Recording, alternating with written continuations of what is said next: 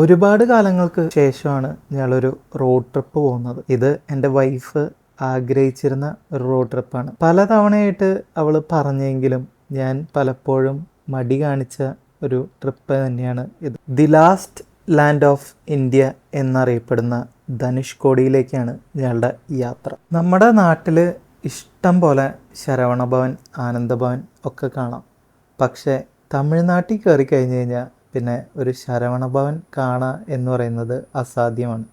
ഇത് പലപ്പോഴും എന്നെ ചിന്തിപ്പിക്കുന്നത് ഈ ശരവണഭവൻ ഏതെങ്കിലും മലയാളിയുടെ ആണോ എന്നുള്ളതാണ്. ഇവിടങ്ങളിൽ ഏറ്റവും കൂടുതൽ കാണുന്നത് A2B എന്ന് പറയുന്ന റെസ്റ്റോറൻ്റാണ്. A2B എന്നുള്ളത് അടയാർ ആനന്ദഭവൻ എന്നാണ് പേര്. ഇത് വലിയൊരു ഗ്രൂപ്പാണ്. ഇവർക്ക് ധാരാളം റെസ്റ്റോറൻറ്റ്സും ഹോട്ടൽ റൂംസും ഉണ്ട്. തമിഴ്നാട് കടന്നു കഴിയുമ്പോൾ മറ്റൊരു പ്രത്യേകത, ഇവിടെ ഭയങ്കര കാറ്റാണ്. അത് കുറേ വിജനപ്രദേശം ഇങ്ങനെ കിടക്കുന്നതുകൊണ്ടാണോ എന്നെനിക്കറിയില്ല.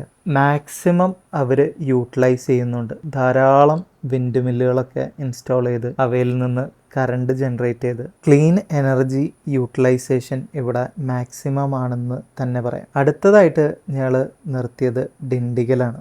എറണാകുളം എടപ്പള്ളിയിൽ നിന്ന് ഡിണ്ടിഗൽ തലപ്പാക്കട്ടി ബിരിയാണി കഴിച്ചിട്ടുണ്ടെങ്കിലും അതിൻ്റെ ഉറവിടമായിട്ടുള്ള ഡിണ്ടിഗലിൽ നിന്ന് തന്നെ ഒരു ബിരിയാണി കഴിക്കണം എന്നൊരു ആഗ്രഹം ഉണ്ടായിരുന്നു. അത് ഇന്ന് സാധിച്ചു എന്ന് തന്നെ പറയാം. ബിരിയാണി കഴിച്ച് നല്ല ഉറക്കമൊക്കെ വരുന്നുണ്ടെങ്കിലും നമുക്ക് ഇനിയും അതേ ഒരു 280 കിലോമീറ്റർ താണ്ടാനുണ്ട്. അതുകൊണ്ട് തന്നെ ഒട്ടും തന്നെ സമയം കളയാതെ ഡ്രൈവ് തുടങ്ങി. പോകുന്ന വഴി നീളെ മലനിരകളാണ്. ആ മലനിരകളൊക്കെ കവർ ചെയ്തുകൊണ്ട് ഞങ്ങൾ അങ്ങനെ പോവുകയാണ്. മധുരൈ ഭാഗത്തേക്ക് എത്തും തോറും നമ്മളുടെ ബിരിയാണി ദഹിച്ചു തുടങ്ങി. അതേസമയം നല്ല ക്ഷീണവും വന്നു തുടങ്ങി. ഒരു ചെറിയ ബ്രേക്കിനായിട്ട് ഞങ്ങൾ ഒരു ചായക്കടയിൽ നിർത്തി. ഞങ്ങൾക്ക് രണ്ടുപേർക്കും പ്രിയപ്പെട്ടത് ചായയാണെങ്കിലും തമിഴ്നാട്, കർണാടകം എന്നീ അന്യ സംസ്ഥാനങ്ങളിൽ പോകുമ്പോൾ എനിക്ക് അവിടുത്തെ ഫിൽറ്റർ കോഫി ഭയങ്കര ഇഷ്ടമാണ്. അതുകൊണ്ട് മാക്സിമം അവിടങ്ങളിൽ ഫിൽറ്റർ കോഫി കുടിക്കാനാണ് ശ്രമിക്കാറ്. അത് കഴിഞ്ഞ് നമ്മളുടെ ചിക്കൻ റോൾ ഓർഡർ ചെയ്തു. ചിക്കൻ റോള് നമ്മളുടെ നാട്ടിൽ കിട്ടുന്ന ആ ഷേപ്പൊക്കെ ഉണ്ടെങ്കിലും ഇവരുടെ പ്രിപ്പറേഷൻ മറ്റൊരു തരത്തിലാണ്. ഇതെല്ലാവരുടെയും അങ്ങനെയാണോ അതോ ആ ചായക്കടയിൽ മാത്രമാണോ അങ്ങനെ എന്ന് എനിക്കറിയില്ല. സാധാരണയിൽ വെച്ച് പ്രത്യേക ഒരു രുചിയും കാര്യങ്ങളൊക്കെ ഉണ്ടായിരുന്നു. ഇരുട്ടായതുകൊണ്ട് തന്നെ പാമ്പൻ പാലം അത്ര നന്നായി കാണാനായിട്ട് സാധിച്ചില്ല. നമ്മൾ രാമേശ്വരത്തെ നമ്മളുടെ ഹോട്ടൽ റൂമിൽ എത്തിച്ചേർന്നു. ഒരു സ്ഥലം എത്തിക്കഴിഞ്ഞപ്പോൾ ഒരു കോളനിയുടെ ഉള്ളിൽ കൂടെയാണ് നമ്മുടെ ഹോട്ടലിലേക്കുള്ള വഴി കാണിച്ചത്. ഇത് കണ്ടപ്പോൾ കുറച്ച് ഭയന്നു. കാരണം ഇത് വല്ല ഫേക്ക് ആയിട്ടുള്ള ഹോട്ടൽ ആണോ എന്ന് വരെ സംശയിച്ചു പോയി. പക്ഷേ ഉള്ളിലെത്തിയപ്പോഴാണ് മനസ്സിലായത് നമ്മുടെ രാമേശ്വരം റെയിൽവേ സ്റ്റേഷൻ്റെ തൊട്ടടുത്തായിട്ടാണ് ഈ ഹോട്ടൽ. ഈ വഴി കോളനി വഴി തന്നെയാണ്. പക്ഷേ ഹോട്ടൽ ഒരു അത്യാവശ്യം നല്ലൊരു 3 സ്റ്റാർ ഹോട്ടലാണ്. ഹോട്ടലിലെത്തിയപ്പോഴേക്കും നല്ല ക്ഷീണമുണ്ട്. അത്താഴം കഴിച്ച് റൂമിലേക്ക് മടങ്ങാനാണ് പദ്ധതി. ഇന്ന് പ്രത്യേകിച്ച് വേറൊന്നും കാണാനായിട്ട് പോകുന്നില്ല. ഞങ്ങൾക്ക് മറ്റൊരു സന്തോഷം ഉണ്ടായിരുന്നത് ഞങ്ങൾക്ക് ഫ്രീ ആയിട്ട് റൂം അപ്ഗ്രേഡ് ചെയ്ത് ഡബിൾ ബെഡിൽ കിട്ടി. അത്യാവശ്യം നല്ല രീതി തിരക്കുള്ളൊരു ഹോട്ടലാണ്. അതുകൊണ്ട് തന്നെ റൂംസ് ഒക്കെ ഫിൽഡാണ്. ഞങ്ങൾ ബുക്ക് ചെയ്ത റൂമില്ലാത്തതുകൊണ്ടാണ് ഞങ്ങൾക്ക് ഫ്രീ അപ്ഗ്രേഡ് കിട്ടിയത്. അതുകൂടാതെ രാവിലത്തെ ബുഫേയും കാര്യങ്ങളൊക്കെ കഴിച്ച് ഞങ്ങൾ നേരെ രാമേശ്വരം ടെമ്പിളിലേക്കാണ് ഇന്നത്തെ ആദ്യത്തെ യാത്ര. സീതയെ വീണ്ടെടുക്കാനുള്ള യാത്രയിൽ രാമൻ പണി കഴിപ്പിച്ച അമ്പലമാണെന്നുള്ളതാണ് ഇവിടുത്തെ ഐതിഹ്യം.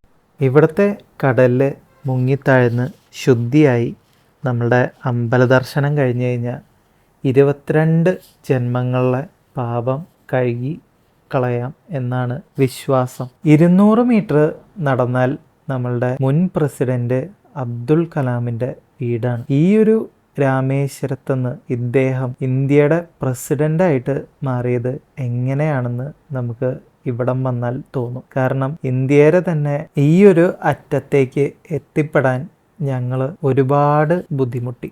അതേസമയം അന്നത്തെ കാലത്ത് ഈ ഒരു സ്ഥലത്തുനിന്ന് ഇന്ത്യയുടെ പ്രസിഡൻ്റ് വരെ ആയി മാറിയ അബ്ദുൽ കലാമിനെ സമ്മതിച്ചു കൊടുക്കണം എന്ന് വേണം പറയാൻ. അബ്ദുൽ കലാമിൻ്റെ വീടും അദ്ദേഹത്തിനെ അടക്കം ചെയ്ത മെമ്മോറിയലും കാണാനായിട്ട് പ്രത്യേകിച്ച് ടിക്കറ്റ് എടുക്കേണ്ട ആവശ്യമില്ല. അതേസമയം നമുക്ക് ഫോണും ക്യാമറയൊന്നും അകത്തേക്ക് പ്രവേശനം അനുവദിക്കുന്നതല്ല. അവിടുന്ന് ഞങ്ങൾ നേരെ പോയത് ധനുഷ്കോടിയിലേക്കാണ്.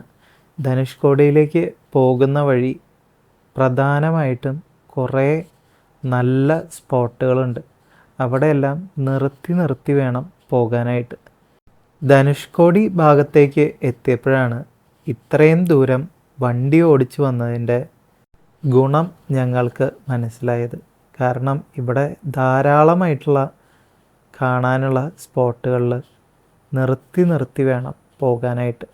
അത് ഒരു ഓട്ടോയിലോ ടാക്സിയിലോ വന്ന ആൾക്കാർക്ക് നടക്കുമോ എന്നുള്ളത് സംശയമാണ്. പോകുന്ന വഴിയിൽ ഞങ്ങൾ കണ്ടെത്തിയ ഈ ഒരു ഹിഡൻ സ്പോട്ട് നീലാകാശം പച്ചക്കടലിലെ ആ ഒരു സ്പോട്ട് പോലെ തോന്നി.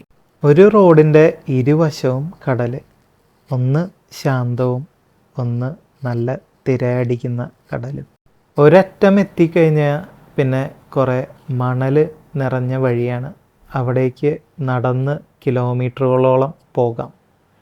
ഈ ഒരു വഴി കൂടെ ചെന്ന് കഴിഞ്ഞാൽ നമുക്ക് പണ്ട് രാമൻ സൃഷ്ടിച്ച രാമസേതു ബ്രിഡ്ജ് ഇപ്പോഴും അവശിഷ്ടങ്ങൾ കാണാം എന്നാണ് പറയപ്പെടുന്നത്. ഈ ഒരു ഇന്ത്യയുടെ അറ്റത്തെ ഏറ്റവും മനോഹരമായിട്ട് നിങ്ങൾക്ക് മുന്നിൽ ചിത്രീകരിക്കണമെങ്കിൽ ഒരു ഡ്രോൺ വേണം. പക്ഷേ ആ ഡ്രോൺ ഇല്ലാത്തതുകൊണ്ട് നിങ്ങൾക്ക് ഇത് കാണിക്കാനായിട്ട് സാധിക്കുന്നത്. വലതുവശത്ത് നല്ല തിരയടിക്കുന്ന കടലായതുകൊണ്ട് ഇടതുവശത്താണ് കൂടുതലും മീൻപിടുത്തക്കാർ മീൻ വല എറിയുന്നത് കണ്ടത്. പോകുന്ന വഴിയിൽ രാമൻ്റെ കാൽപാദം അടങ്ങിയ ഒരു അമ്പലവും അതോട് ചേർന്ന് പൊട്ടിപ്പൊളിഞ്ഞ് പോയ ബ്രിട്ടീഷ് നിർമ്മിതമായിട്ടുള്ള ഒരു പള്ളിയും ഒക്കെ കാണാം. ഇരുവശവും കടലായതുകൊണ്ട് തന്നെ ധാരാളം കൊടുങ്കാറ്റുകൾക്ക് ഈ ഒരു നഗരം വിധേയമായിട്ടുണ്ട്. അതിൽ നശിച്ചു പോയ പള്ളിയും കോളനികളും ആണ് ഇവ. ധനുഷ്കോടിയുടെ ഭംഗിയിൽ മതിമറന്നു പോയി കഴിഞ്ഞാൽ എൻ്റെ ഭാര്യയെ അവിടെ നിന്ന് വിളിച്ചിറക്കി കൊണ്ടുവരാൻ ഞാൻ ഒരുപാട് കഷ്ടപ്പെട്ടു എന്ന് തന്നെ പറയാം. ഇനി ധനുഷ്കോടിയിൽ നിന്ന് നേരെ മധുരയിലേക്ക് ആണ് യാത്ര. ഇന്ന് പകല് സമയമായതുകൊണ്ട് തന്നെ പാമ്പൻ പാലം നന്നായി കാണാനായിട്ട് പറ്റി. ഒരു വരി പാത ആയതുകൊണ്ട് തന്നെ വണ്ടികൾ അധികം നിർത്താൻ പറ്റാത്തതുകൊണ്ടും അതിശക്തമായ കാറ്റ് വീശുന്നതുകൊണ്ടും കൂടുതൽ രംഗങ്ങൾ ചിത്രീകരിക്കാനായിട്ട് പറ്റിയില്ല. അവിടെ നിന്ന് ഞങ്ങൾ തിരികെ പോകുന്ന വഴി ബെസ്റ്റ് മമ്മി എന്ന് പറഞ്ഞിട്ടുള്ള ഒരു ബേക്കറി കണ്ടു. അവിടെ ചായ കുടിക്കാൻ കയറിയപ്പോഴാണ് ഞങ്ങൾ പ്രത്യേകതരം ഒരു ചായയെപ്പറ്റി കേൾക്കുന്നത്. Palm jaggery tea. ഇത് വലിയ കാര്യത്തിൽ അമ്മയെ വിളിച്ച് പറഞ്ഞപ്പോഴാണ് അമ്മ പറയുന്നത് പണ്ട് കാലത്തൊക്കെ ചായയിൽ ശർക്കരയാണ് ഉപയോഗിച്ചിരുന്നത്. പിന്നീട് ശർക്കരയ്ക്ക് വില കൂടി പഞ്ചസാരയ്ക്ക് വില കുറഞ്ഞപ്പോഴാണ് പഞ്ചസാര ഉപയോഗിച്ചു തുടങ്ങിയത് എന്ന്. മധുരയിൽ എത്തിക്കഴിഞ്ഞപ്പോൾ എനിക്ക് ഒറ്റൊരു ലക്ഷ്യം ഉണ്ടായുള്ളൂ. എങ്ങനെയെങ്കിലും അവിടുത്തെ മധുരൈ ഫേമസ് ജിഗർദണ്ഡ ഒന്ന് കഴിച്ചു നോക്കണമെന്ന്. മുൻപ് പലയിടത്തുനിന്നും ജിഗർദണ്ഡ എന്ന പേരിൽ പല സാധനങ്ങൾ കഴിച്ചിട്ടുണ്ടെങ്കിലും ഇവിടുത്തെ ഓതന്റിക് സാധനം കഴിക്കാൻ വേണ്ടി ഞാൻ പലപ്പോഴും കൊതിച്ചിരുന്നു. പക്ഷേ ഈ ഒരു കഴിപ്പോടുകൂടി അത് തീർന്നു കിട്ടി എന്ന് തന്നെ പറയാം. കാരണം നമ്മളുടെ പാലട പായസം തണുപ്പിച്ച് വെച്ച പോലത്തെ ഒരു ഐറ്റം. പിന്നീട് ഞങ്ങൾ ട്രൈ ചെയ്തത് റീൽസിലൊക്കെ ഭയങ്കരമായിട്ട് ഫേമസ് ആയിട്ടുള്ള ഒരു പനംപട്ട പോലത്തെ ഒരു സംഭവമാണ്. ഇത് കഴിച്ചു കഴിഞ്ഞപ്പോൾ ശരിക്കൊരു വാഴപ്പിണ്ടി മുറിച്ച് കഴിക്കുന്ന ഒരു ഫീല്. പ്രത്യേകിച്ച് വലിയ വികാരം കാര്യങ്ങളൊന്നുമില്ല. അങ്ങനെ ഹോട്ടലിലേക്ക് മടങ്ങി പിറ്റേ ദിവസം രാവിലെ എൻ്റെ വൈഫിന് ഭയങ്കര ഒരു ആഗ്രഹം, ഇവിടുത്തെ മുരുകൻ ഇഡ്ഡലി കടയിൽ നിന്ന് തന്നെ വേണം ബ്രേക്ക്ഫാസ്റ്റ് എന്ന്. പക്ഷേ ഇവിടം പാർക്കിംഗ് ഇല്ലാത്തതുകൊണ്ട് തന്നെ ഹോട്ടലിൽ നിന്ന് ഇറങ്ങി നടന്നു തുടങ്ങിയ ഞങ്ങൾ 2 കിലോമീറ്റർ കഷ്ടപ്പെട്ട് നടന്ന് മുരുകൻ ഇഡ്ഡലി സ്റ്റോറിലെത്തി. ഇവിടുത്തെ പൊടി ഇഡ്ഡലിയാണ് ഞങ്ങൾ ട്രൈ ചെയ്തത്. ഒരു അടിപൊളി സാധനം തന്നെ. ഇത്രയും നടന്നു വന്നതുകൊണ്ടാണോ എന്നെനിക്കറിയില്ല, ഒടുക്കത്തെ ടേസ്റ്റായിരുന്നു. നടന്ന് വന്നതിൻ്റെ ക്ഷീണമായതുകൊണ്ട് തന്നെ ഞങ്ങൾ അടുത്തതായിട്ട് എന്തായാലും ഒരു ഓട്ടോ ബുക്ക് ചെയ്യാമെന്ന് വിചാരിച്ചു. കാരണം ഇവിടുത്തെ ഓട്ടോകൾക്ക് ഭയങ്കര ചാർജ് ആയതുകൊണ്ടാണ് ഞങ്ങൾ നേരത്തെ നടന്നു വന്നത്. ഊബർ ഒല ഇലൊക്കെ കാണിക്കുന്ന ആ റേറ്റല്ല ഇവിടുത്തെ ഓട്ടോയ്ക്ക് കൊടുക്കേണ്ടത്. അവർ വിളിച്ചു ചോദിച്ച് മറ്റൊരു റേറ്റ് പറയും. അതിൽ ഉറപ്പിച്ചാൽ മാത്രമേ അവർ വന്ന് പിക്കപ്പ് ചെയ്യുകയുള്ളൂ. അവിടെ നിന്ന് ഞങ്ങൾ നേരെ പോയത് നായിക്കർ പാലസിലാണ്. ഇത് വന്ന് കാണേണ്ട ഒരു ഇടം തന്നെയാണ്. അതിമനോഹരമായിട്ടുള്ള ഒരു കൊളോസിയം മോഡലിലുള്ള ഒരു നിർമ്മിതിയാണ് ഇത്. ഇത്തരത്തിലുള്ള മനോഹരമായിട്ടുള്ള നിർമ്മിതികളെല്ലാം രാജാക്കന്മാരുടെ കാലത്ത് മാത്രമാണ് നടന്നിട്ടുള്ളത്. ഇന്നത്തെ കാലത്ത് ഇത് അസാധ്യം എന്ന് തന്നെ പറയാം.